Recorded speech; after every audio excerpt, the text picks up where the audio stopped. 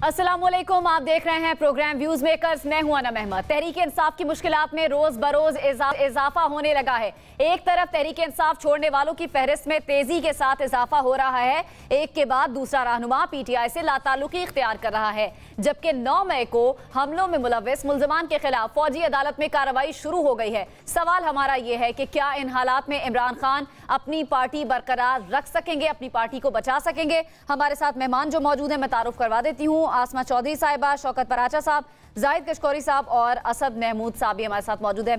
असद महमूद साहब, पहले मैं आपकी जानिब आऊंगी। अभी ये जो खबर सामने आ रही है कि चौधरी परवेज इलाही है, उनके घर पर भी पुलिस छापा उन्होंने मारा है और वो घर पर मौजूद नहीं है, बख्शिश किसी की नहीं है। कल 2 अहम रहनुमाओं ने पार्टी छोड़ दी, एक ने तो छोड़ दी और जो असद उमर है उन्होंने कहा कि वो पार्टी ओहदों से अलहदा हो रहे हैं, लेकिन वो पार्टी छोड़ नहीं रहे हैं।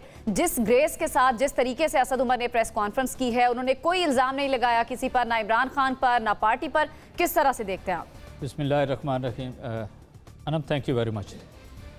हाँ बिल्कुल, जिस तरह पार्टी की, किसी भी पार्टी की जो लीडरशिप होती है, फिर जिस तरह की वो गलतियाँ करते हैं, ब्लंडर्स करते हैं, तो इट इज़ नॉट कि जी उनको भुगतना पड़ता है। उनके जो इमीडिएट लीडरशिप है वो भी, और उनके जो सपोर्टर्स या फॉलोअर्स जो वोटर्स हैं, डेफिनेटली उनको भी सफ़र करना पड़ता है। अगेन आई वुड से कि अगर 9 मई की बात करें, definitely it is an unforgettable, ये जो कुछ भी एक लिहाज से तबाही और बर्बादी हुई और मिलिट्री इंस्टॉलेशंस के ऊपर जिस तरीके से अटैक किया। अब हम ये तो नहीं कह सकते कि नहीं जी वो तो पीटीआई के लोग तो नहीं थे, वो बीच में है ना कुछ और लोग आ गए थे और ये सारा कुछ हुआ था। वो तो सर्टली जब एक इन डिटेल की इंक्वायरी की बात करते हैं, इन्वेस्टिगेशन जब होती है, चीज़ें तो एक लिहाज से तब सामने आएंगी। बट आप ये ज़रूर कह सकते हैं कि यानी 7 मई की बात करें, 8 मई की, तो ऐसा लगता था कि जो पीटीआई है it is right on top of everything, और पीडीएम के अंदर तो कोई किसी के पास ना कोई जवाब था, ना कोई बात थी, ना अपने डिफेंस के अंदर किस तरीके से बोल सकते थे। बट ये जो सिचुएशन इस वक्त आप देखते हैं 9 मई के बाद, तो आप ये तो कह सकते हैं कि मैं कल भी आपसे बात की थी कि पीडीएम जो है उनके पास पूरी कुव्वत के साथ वो पंजाब के अंदर पीटीआई पे हमला आवर है, इसमें बिल्कुल कोई शक नहीं है। और ये उनका, आप ये भी कह सकते हैं कि जिस तरीके से इमरान खान की या पीटीआई की जो पॉपुलैरिटी थी और जो ग्राफ जिस तरीके से ऊपर जा रहा था, उनके अपने ब्लंडर्स की वजह से वो एक तो सर्टली कॉर्नर हुए, एक नेगेटिविटी की तरफ एक लिहाज से चले गए, पब्लिक सेंटिमेंट्स को उन्होंने बड़ा हर्ट किया। But to talk of the military की बात करें या हमारे अपने शोहदा की एक बात करें, सर्टली ये वो चीज़ें हैं जिसका आप करना या सोचना, ये करना तो दूर की बात है, मेरे ख्याल इसका तो तसव्वुर भी किसी और मुल्क के अंदर एक लिहाज से नहीं किया जा सकता। ये हो गया सारे का सारा। Now what next? तो नेक्स्ट तो वो है जो कुछ एक लिहाज से हो रहा है कि this is exactly what PDM wanted. ये उस तरीके से उन्होंने। असद साहब, क्या फ़र्क नज़र आया आपको बाकी रहनुमाओं की प्रेस कॉन्फ्रेंस में और कल जो असद उमर ने प्रेस कॉन्फ्रेंस की है उसमें?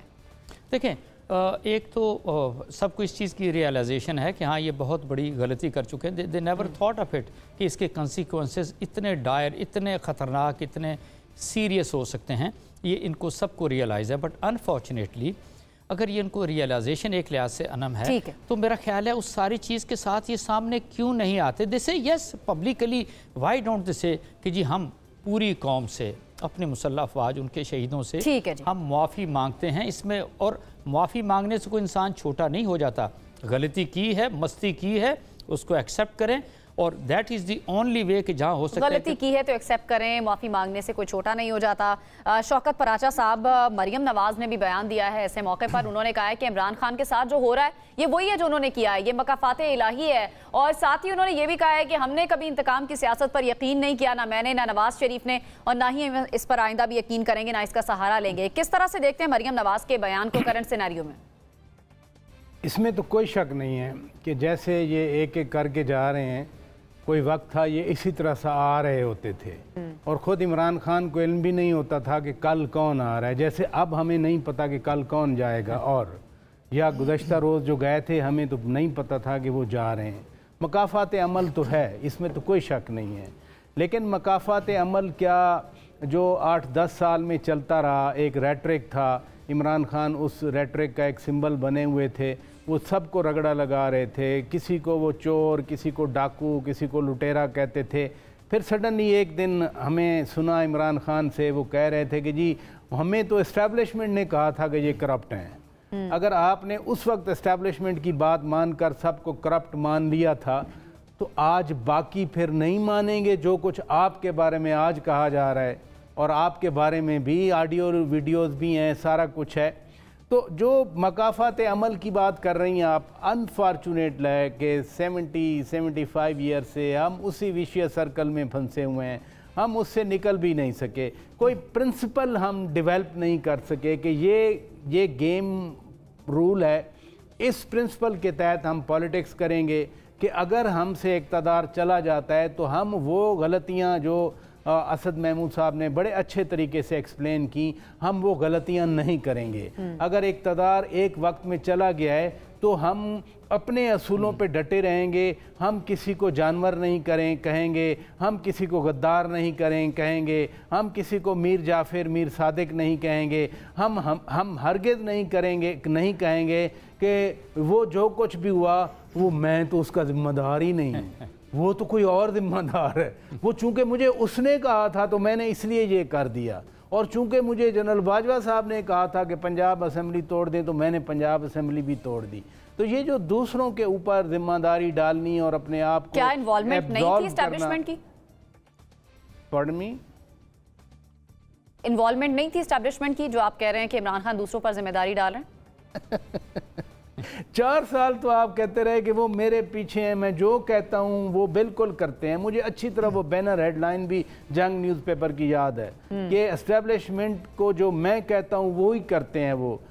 मैं जो आपसे बात कर रहा हूँ, मैं ये कहना चाह रहा हूँ कि आपने ओनरशिप ली 4 सालों की, जब आप इक़्तिदार में रहे, आप मज़े लेते रहे इक़्तिदार के, लेकिन जैसे ही आप हट गए फॉर एनी रीज़न, हम उस डिस्प्यूट में भी नहीं जा रहे क्योंकि 1 साल हो गया है, बड़ी डिस्कशन हुई है कि क्यों इक़्तिदार गया, कैसे इक़्तिदार किया। अब आप कम अज़ कम आप तो एक असूल वाले थे ना, आप एक प्रिंसिपल पे तो रहें। मैं सब सारी सियासी जमातों से बात कर रहा हूँ कि एक प्रिंसिपल पे तो रहें। आप कहें कि ठीक है, मुझे वो मैंने काजी फ़ायद ईसा साहब के ख़िलाफ़ रेफरेंस भेजा, अब कहते हैं वो जो फ़रोग़ नसीम साहब ने भिजवाया था। आप क्या कर रहे थे जब आपकी बड़ी प्लानिंग थी, आपकी एक टीम थी, आप बड़े कॉम्पिटेंट थे, आपने 90 दिन मांगे, हम 90 दिन में ये कर देंगे। असद उमर साहब की आपने बात की, असद उमर साहब ने तो ये 9 मई के बाद जो बयानिया दिया गया या चेंज होने का वो भी चेंज कर दिया। असद उमर ने रात को कहा मुझ पर कोई दबाव नहीं है, और इमरान खान आज भी वो फोर्स मैरिजेस की आज भी बात कर गए, उन पर नहीं होगा वो तो सबकी बात करें। चले, आपका पॉइंट आ गया। तो असद उमर साहब तो बाकियों से एक कदम और आगे बढ़ गए, उन्होंने कहा मुझ पे कोई दबाव नहीं है, मैं ओहदे छोड़ रहा हूँ पार्टी के, मैं अपनी इंडिपेंडेंट लाइन लूंगा। तो फिर आप पार्टी में क्या कर रहे हैं? तो अगर ये टीम है इमरान खान, लेकिन ऐसे हालात में भी पार्टी में रह लेना, प्रेस कॉन्फ्रेंस के बाद भी वो कह रहे हैं मैं पार्टी में हूँ, ये भी बड़ी बात है। चलिए जी, आपका पॉइंट आ गया। आसमा चौधरी साहिबा, किस तरह से देख रही है करंट सिनेरियो को? मैंने बात की असद उमर की, वो जो पार्टी ओहदा उन्होंने छोड़ने का ऐलान तो किया, लेकिन वो पार्टी में है स्टिल। उन्होंने कहा मैं इमरान खान के साथ हूँ, पार्टी में हूँ, और उन्होंने कोई इल्ज़ाम तराशी नहीं की है, जिस तरह हमने फयाजुल हसन चौहान के केस में देखा। और भी रहनुमाओं ने जैसे प्रेस कॉन्फ्रेंस की तो इमरान खान को, पार्टी को बुरा भला भी कहा। और दूसरी जानिब इसी सिनेरियो में मरियम नवाज ने जो बयान दिया, उन्होंने कहा है कि ये मकाफाते अमल है, मकाफाते इलाही हो रहा है, जो इमरान खान ने बोया वो काट रहे हैं।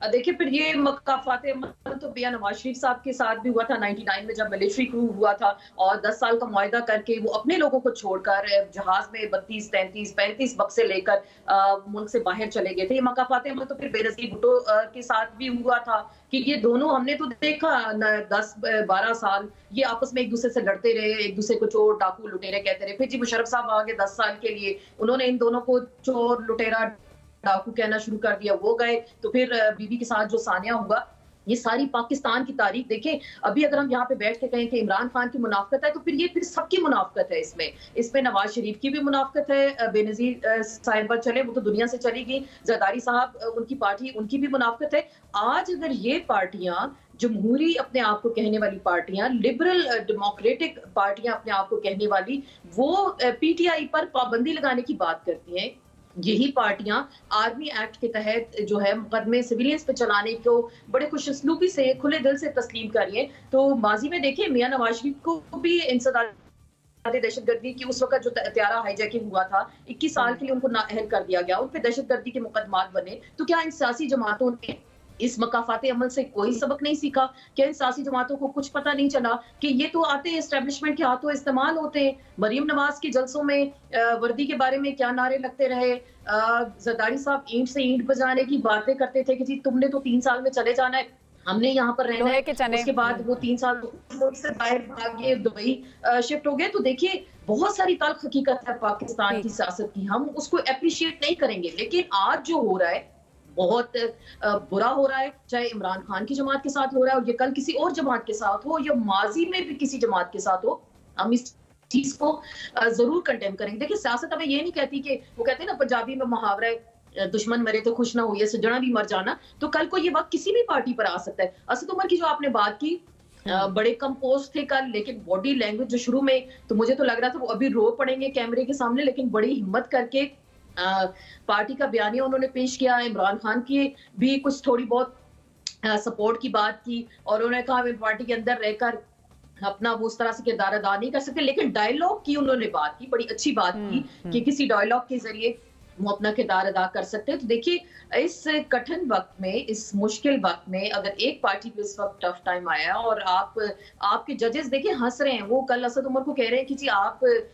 प्रेस कॉन्फ्रेंस कर दें तो शायद आपको छोड़ देंगे। आज शीरी मजारी के केस में कहा जा रहा है कि एमपीओ के तहत जो उनकी नजरबंदी तो बनती ही नहीं थी, तो उनको किस तरह से 15 दिन हरास करके रखा गया। जो आके कहता है जी ठीक है मैं पार्टी छोड़ने को, बल्कि सियासत ही छोड़ने को तैयार हूं, तो उसको मोस्ट वेलकम किया जाता है। फिर ये भी बताए ना उन पे जो मुकदमात आपने बनाए फिर वो क्या गलत थे, उन्होंने माफी मांगी तो वो मुकदमे खत्म हो गए। तो आम शहरियों का क्या कसूर है? 10,000 जो इस वक्त वर्कर जेलों में मौजूद है, तो उनके साथ भी फिर आप नरम दिली का रवैया रखें, वो भी कह दीजिए हम पीटीआई छोड़ रहे हैं, आप उनको भी छोड़ दें, आप उनको भी माफ कर दें, उन पे भी आर्मी एक्ट के तहत मुकदमे ना चलाएं। देखिए फिर सियासत अगर आपने करनी है तो म्याना रवि के साथ करें, मुसावात के साथ करें, किसी भी सियासी जमात को इस तरह से दीवार से ना लगाएं। लेवल प्लेइंग फील्ड की बात मरियम नवाज करती थी, तो फिर लेवल प्लेइंग फील्ड दें। आप एक को बंद करके उसका इंटरनेट बंद कर देते, उनको दुनिया से आप बात नहीं करने देते, उनके लोगों को जेलों में डाल देते, जब तक उनको नहीं छोड़ दे, यकीन दहानी कराती कि पार्टी छोड़े। तो ये देखिए इस फस्तायत को हमें जरूर कंडेम करना होगा, चाहे बिल्कुल इस फस्तायत को आप कह रही हैं कंडेम करना होगा। जाहिद साहब,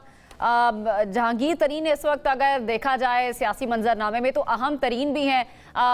कल अहम मुलाकात भी उन्होंने की है फैसल वावड़ा से, ज़रा ये भी बता रहे हैं कि और फैसल वावड़ा की जहांगीर तरीन से मुलाकात हुई, उससे पहले उन्होंने फवाद चौधरी से मुलाकात की है। ये जो मेल मुलाकातें हो रही हैं इस अहम ग्रुप में, इस फॉरवर्ड ब्लॉक जो बनने जा रहा है, इसमें कोई और बड़ा तहरीक इंसाफ का रहनुमा भी शामिल होने जा रहा है? फवाद चौधरी भी क्या इसका हिस्सा बने जा रहे हैं?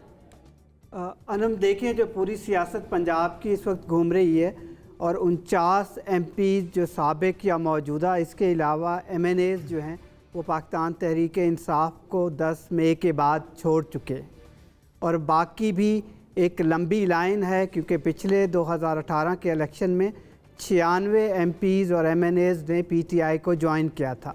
तो गालिब इम्कान है कि ये तादाद बड़ी तेज़ी से बढ़ती जाएगी आने वाले कुछ दिनों में। जहांगीर खान तरीन की आपने बात की, थोड़ी देर पहले ही मेरी उनसे बात हो रही थी। पंजाब के मौजूदा सियासी मंज़र में, बल्कि अब ये पाकिस्तान तक आप फैला दीजिए, एक नई सियासी जमात आने वाली है जिसके पैटर्न चीफ जहांगीर खान तरीन ही होंगे। अच्छा। और उनके साथ कम अज़ कम पाकिस्तान तहरीक इंसाफ के जो दावा आ रहा है उन लोगों की तरफ से जो सियासी जमात जो बनाने जा रहे हैं, 71 MPs और MNAs के साथ वो मीटिंग कर चुके हैं। गुज़श्ता 11 दिनों में उनकी बातचीत हो चुकी है। मैं आपको कुछ नाम भी बताना चाहता हूं कि कौन मुमकिना तौर पर इस पार्टी का या इस ब्लॉक का हिस्सा होंगे। इसमें अलीम ख़ान भी एक अहम किरदार हैं और जहांगीर खान खुद दोनों। इसके अलावा जो बातचीत उनकी चल रही है, जिस तरह बलूचिस्तान से यार मोहम्मद रिंद साहब हैं, वो बलूचिस्तान से हो सकते हैं। इसके अलावा उनकी एक बातचीत जो कम्युनिकेशन इस्टेब्लिश हुई है वो नसरुल्लाह खान द्रिशक की है।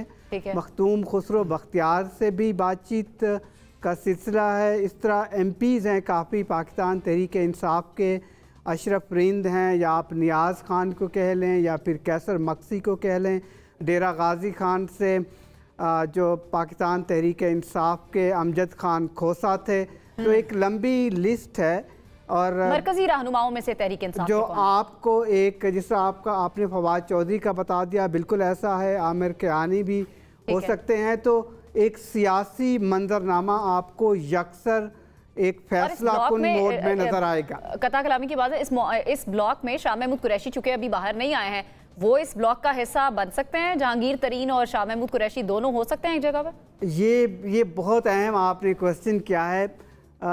इस वक्त जो उनका बैकग्राउंड बताता है पाकिस्तान तहरीक इंसाफ में, आपको याद होगा 2016, 17, 18, 19, 20 की बात करें, जब तक जहांगीर खान हिस्सा थे पाकिस्तान तहरीक इंसाफ का, तो ये मुश्किल लगता है इस स्टेज पर कि ये दोनों मिल बैठे हैं एक प्लेटफॉर्म पर और पाकिस्तान तहरीक इंसाफ से या किसी भी सियासी जमात के प्लेटफॉर्म से आगे जाएं। इस स्टेज पे बहुत मुश्किल लगता है। लेकिन खैबर पख्तूनख्वा में भी जहांगीर खान तरीन अगर उनकी पार्टी आती है या बुलाक आता है तो बहुत सारी सपोर्ट उनको वहाँ से भी हासिल होगी।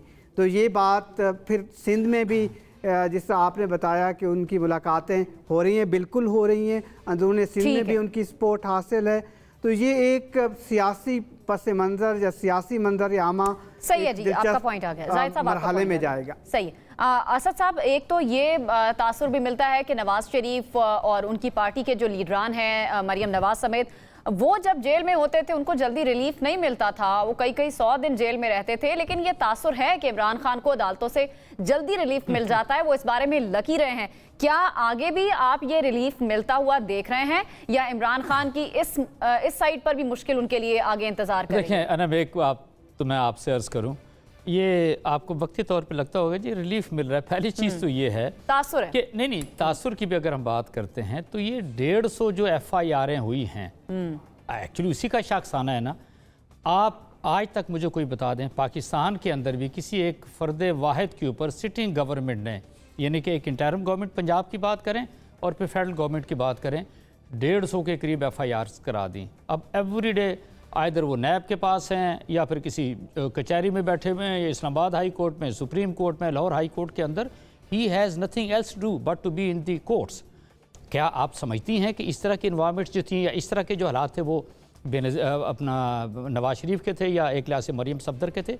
दूसरी मैं आपसे यह बात अर्ज़ करूँ, आज हम इतने बुरी हालत के अंदर है। मैं पिछले कोई मेरे ख्याल है 5-6 दिनों में 150-200 लोगों से मैं मिला हूँ एंड एवरीबॉडी, मैंने किसी शख्स के चेहरे पे मुस्कुराहट नहीं देखी एंड ओनली वन क्वेश्चन कि जी आगे क्या होगा, पाकिस्तान का क्या बनेगा, हम कैसे आगे जाएंगे।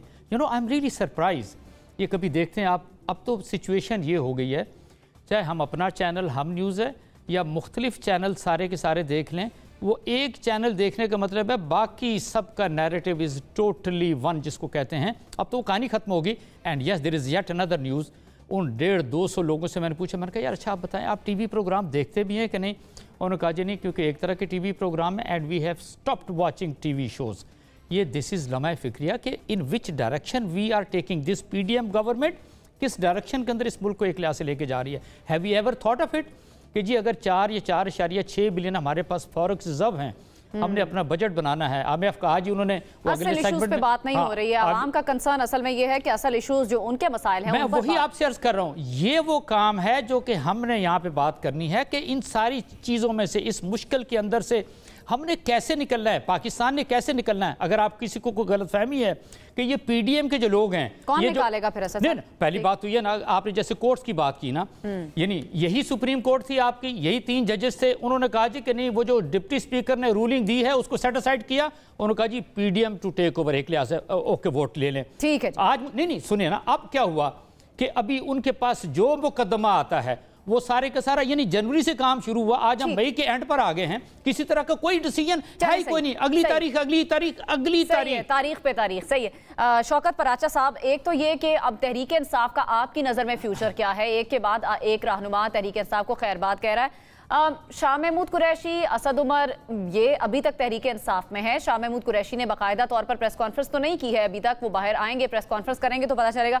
लेकिन आपको क्या लगता है कौन पार्टी को रूल करेगा या कौन संभाल सकता है, कौन काबिल कबूल होगा? हम जो भी कहें या कोई जो भी कहे, पार्टी तो इमरान खान की है और जो पार्टी की पॉपुलैरिटी है वो इमरान खान की वजह से ही है। यानी चौधरी परवेज़ इलाही सदर हैं या जितने बाकी लोग हैं, मैं तो नहीं समझता कि वो अपनी ज़ात की वजह से इतने पॉपुलर हैं। मसलन असद उमर साहब 2 बार इस्लामाबाद की कॉन्स्टिट्यूंसी से जीते। आप कह रही हैं कि वो भी शायद पार्टी की टेक ओवर की लाइन में हैं। आपके सवाल से मुझे ये तासुर लगा। नहीं, मैं आपसे सवाल पूछ रही हूं कि अगर इमरान खान ना हो, इमरान खान डिसओन कर दें उनको, तो क्या वो इलेक्शन लड़ भी सकते हैं? देखें ना, हकीकत होती है, किसी को अच्छी लगे ना लगे, कोई उसको पसंद करे ना करे। मनफी एक कोनोटेशन में कहा जाता है कि जी इमरान खान का कल्ट है, तो इमरान खान की ही मकबूलियत है ना, फिर पॉपुलैरिटी तो इमरान खान की है।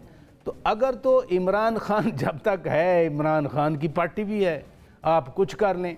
अब इसके दो क्वेश्चंस बनते हैं, इसके 2 आगे वजाहतें हो सकती हैं। नंबर 1 कि इमरान खान अपनी ज़ात के साथ क्या वो इलेक्शन स्वीप कर सकते हैं, या इमरान खान को फिर भी जो खुशगोरी साहब ने नाम गिने, इन जैसे लोगों की ज़रूरत पड़ेगी। अब इसमें मेरा जवाब ये है, आप ही के क्वेश्चन को कंटिन्यू कर रहा हूँ। मेरा जवाब ये है कि ये ईरान वाला सेंट्रल सिस्टम नहीं है यहाँ पर कि अहमदी नजाद साहब मेयर बने तेहरान के, अच्छा काम करें और पूरा तेहरान में उनका नैरेटिव बने, और चूँकि वो सदारती निज़ाम है तो सारा वोट ही उनको पड़ जाए पूरे ईरान का। पाकिस्तान का सिस्टम डिफरेंट है। यहाँ आपको NA1 से लेकर NA266 में आपको मेजॉरिटी लेनी है। उसमें जो नाम जायद साहब ने गिने, वो सारे नाम लड़ेंगे इलेक्शन, इनके अलावा भी लड़ेंगे। जिसको हम कभी लोटे कहा करते थे, फिर इमरान खान के साथ जब ये शामिल होने लगे तो हमने एक अच्छी टर्म यूज़ कर ली थी, इलेक्टेबल्स।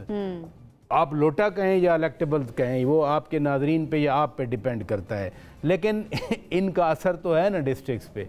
यानी हर डिस्ट्रिक्ट में, जो मैं पहले बात कर रहा था कि 75 ईयर में हमने कुछ ना सीखा, ना कोई असूल अपनाया, ना कुछ तब्दील की। आगे सीखना। आज भी डिस्ट्रिक्ट में, हर डिस्ट्रिक्ट में वही 4-5 फैमिलीज हैं। अगर एक ज़्यादा पॉपुलर पार्टी है और एक ज़्यादा मजबूत है, उन 4-5 में वो उस ज़्यादा पॉपुलर पार्टी की तरफ चला जाता है। अपना इमरान खान का जो वोट ज़रूर है, हर हलके में है, लेकिन एट द सेम टाइम जो ये इन्फ्लुएंशियल लोग हैं, जो पॉलिटिक्स में रहे हैं, उनका दादा, उनका बाप, वो खुद और आगे भी उन्होंने पॉलिटिक्स में रहना है, तो क्या वो हाथ पे हाथ धर के बैठे रहेंगे कि हमारी जो पॉलिटिक्स है या जो हमारा इंटरेस्ट है उसको आप डिसमेंटल कर दें? नो। तो इसलिए ठीक है, पॉपुलैरिटी है, कल्ट है, क्या वो वाकई 166-67 जो है या 170 नंबर पूरे कर सकता है? इलेक्टेबल्स के बगैर ये बड़ा मुश्किल काम है। ये बड़ा मुश्किल है आपकी नज़र में। ठीक है जी, मैं बाकी मेहमानों की तरफ भी जाऊंगी, लेकिन पहले मुझे ब्रेक की तरफ जाना है। हमारे साथ रहिए।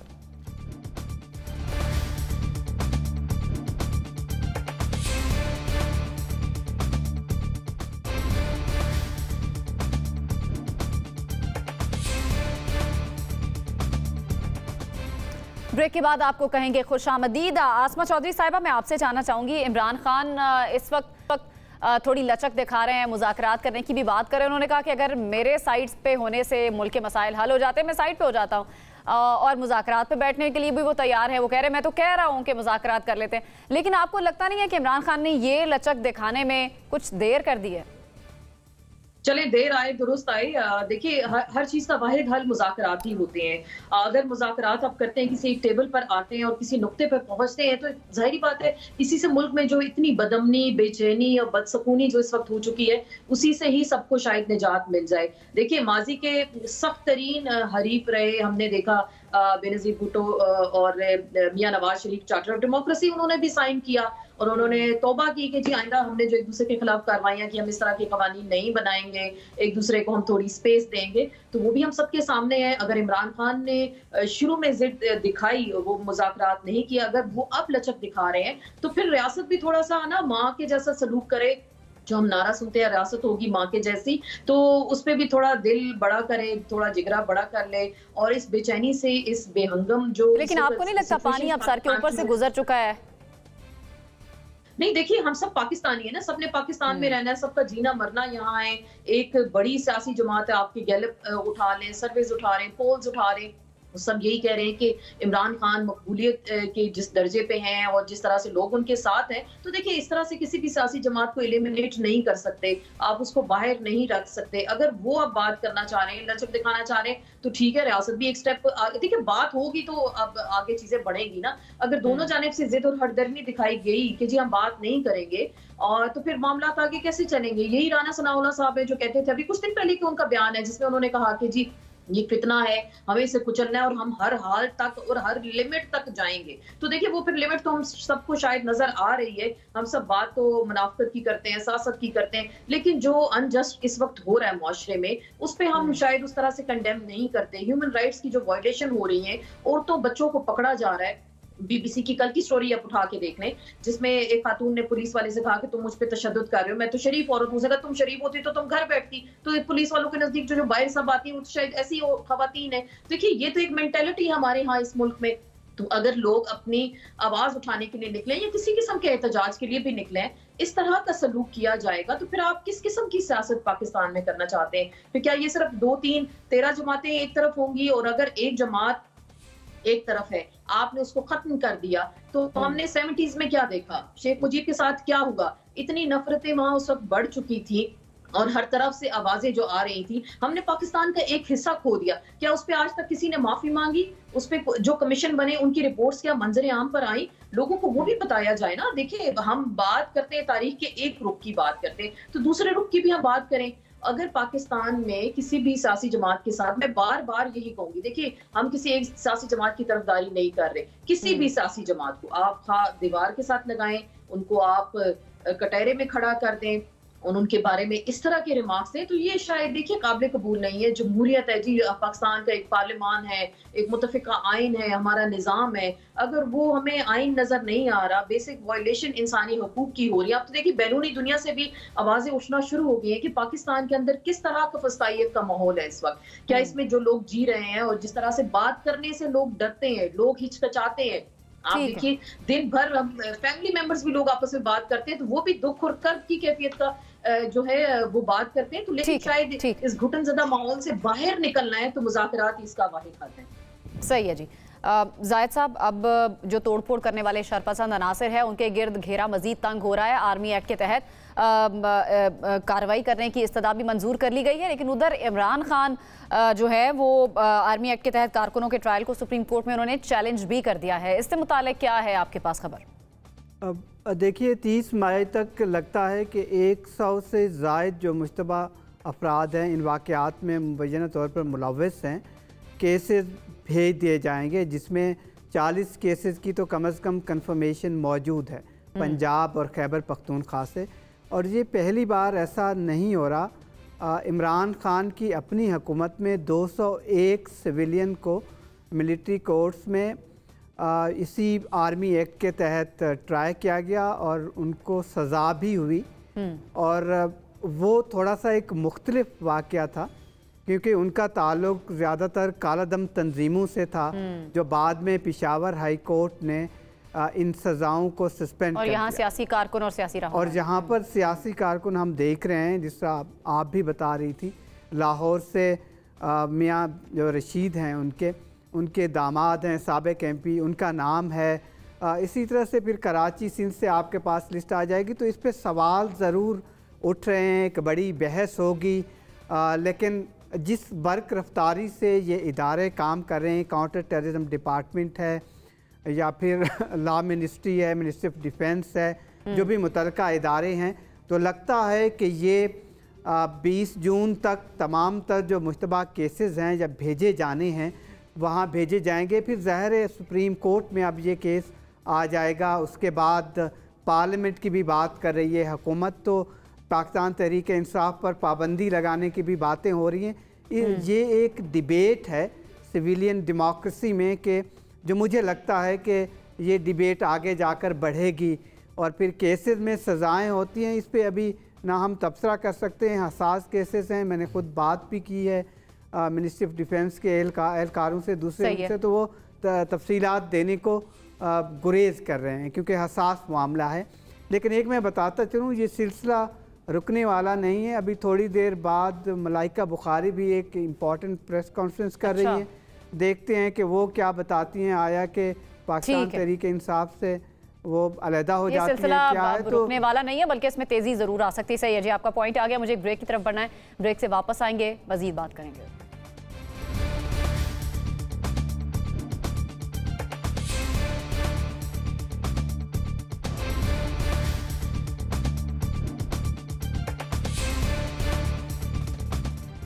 ब्रेक के बाद आपको कहेंगे खुशामदीद। आसमा चौधरी साहिबा, मैं आपसे जानना चाहती हूँ, आपको क्या लगता है इस इलेक्शन में, जो आने वाला इलेक्शन है, इसमें बैलेट पेपर पर बल्ले का निशान होगा?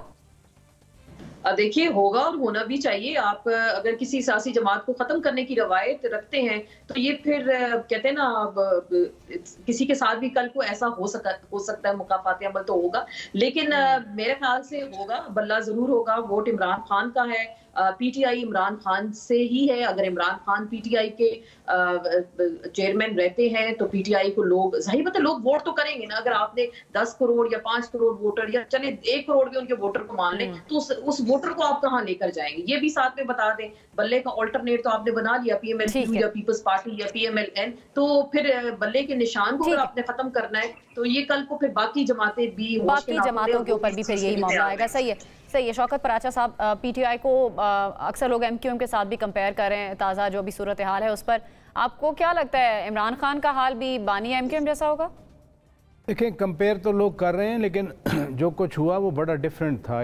अल्ताफ़ हुसैन ने तो एक नारा लगाया था, यहाँ तो कोर कमांडर का घर जलाया गया, यहाँ कर्नल शेर खान शहीद के साथ जो कुछ किया गया, उसके मोनूमेंट के साथ, वो भी तो बहुत फ़र्क है। लेकिन मैं फिर कहूँगा कि जो एमकेएम ने किया, उन्होंने इस नारे की बुनियाद पर अपने लीडर को डिसोन किया और उन्होंने एमकेएम पाकिस्तान बना ली। किसी सियासी जमात पर पाबंदी लगना मसाइल का हल नहीं है। किसी पे पाबंदी लगा दें, वो जो सोच या वो जो आवाज़ होती है वो बरकरार रहती है। अभी बल्दियाती इंतखाब कराची में हुए, अल्ताफ़ हुसैन ने बाइकआउट का किया था तो 10-12% वहाँ टर्न आउट आया। इसलिए पाबंदी हल नहीं है। पाबंदी आपकी नज़र में हल नहीं। असद महमूद साहब, यही सवाल आपसे कि किसी भी जमात पर पाबंदी लगना क्या मुनासिब है? तहरीक इंसाफ पर ये तलवार लटक रही है। लेकिन जिस तरह आप पीडीएम का माइंड सेट देखते हैं और फिर जिस तरीके से वो स्टेट अथॉरिटीज़ को या स्टेट फोर्स को यूज़ कर रहे हैं अगेंस्ट दी पीटीआई, और जिस तरह का उनका आईसे के जो बयानात भी हैं, वो तो ऐसे लगता है कि नहीं, शायद पीटीआई को देयर हेल्प बैंड अपाउंड कि नहीं, हम उनको साइड पे करना है। बट सर्टली अभी मैं कहता हूँ इंक्वायरी, इन्वेस्टिगेशन, जब सारी चीज़ें सामने आएंगी, अगर फ़र्ज़ करें बल्ले का निशान आपने रखना ही नहीं, इलेक्शन होने नहीं होने एक और भी क्वेश्चनेबल चीज़ है, लेकिन अगर पीटीआई नहीं है तो फिर तो ये पीडीएम मौजूद है। आप देखें पूरे मुल्क को इसी तरीके से चलाएं, इलेक्शन कराने की तो आपको ज़रूरत नहीं है। तो पीटीआई नहीं है तो इलेक्शन ही नहीं है। नहीं, मुझे एक चीज़ समझाए ना, ये 13 पार्टियां हैं, they are actually in power. इससे हटके कोई इनका मुखालिफ तो है ही कोई नहीं ना। जब मुखालिफ ना हो तो वक्त की कमी है। सही। जाहिद साहब, आपका क्या पॉइंट ऑफ व्यू है, क्या फ्यूचर है तहरीक इंसाफ का? देखिए, तहरीक इंसाफ बिल्कुल रहेगी। हो सकता है पार्लियामेंट में इसका साइज़ बहुत छोटा हो जाए आने वाले इलेक्शन में, क्योंकि बड़ी मुश्किलात का सामना है पार्टी को। ये सियासी जमात बैन बिल्कुल नहीं होनी चाहिए, उनको लेवल प्लेइंग फील्ड मिलना चाहिए पाकिस्तान की तमाम सियासी जमातों को, और टाइम पे ही इलेक्शन होने चाहिए, टाइम पर इलेक्शन होने चाहिए। बहुत शुक्रिया आप तमाम मेहमानों का। मुझे प्रोग्राम से इजाज़त दीजिए, अल्लाह ने के बाद।